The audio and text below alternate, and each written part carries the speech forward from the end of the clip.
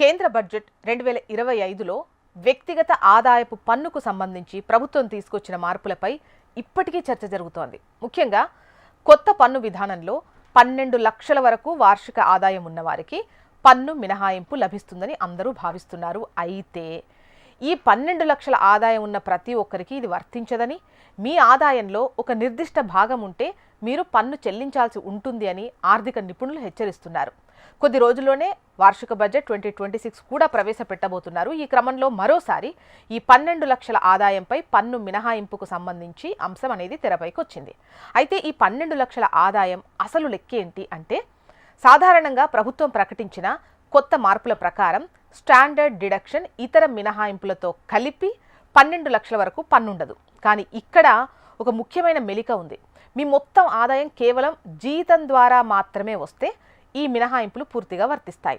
ఒకవేళ మీ ఆదాయంలో ఇతర వనరుల నుంచి వచ్చేటువంటి ఆదాయం కలిస్తే పన్ను భారం అనేది మారుతుంది.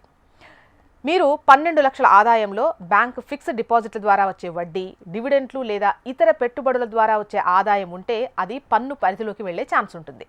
75,000 స్టాండర్డ్ డిడక్షన్ కేవలం జీతం తీసుకునే వారికి, పెన్షనర్లకు మాత్రమే అందుబాటులో ఉంటుంది. ఇతర వనరుల నుంచి వచ్చే ఆదాయానికి ఈ మినహాయింపు ఉండదు. 12 లక్షల వరకు ఆదాయం ఉన్న వారికి సెక్షన్ 87A కింద లభించే పన్ను రిబేట్ కూడా కొన్ని నిబంధనలకు లోబడి ఉంటుంది.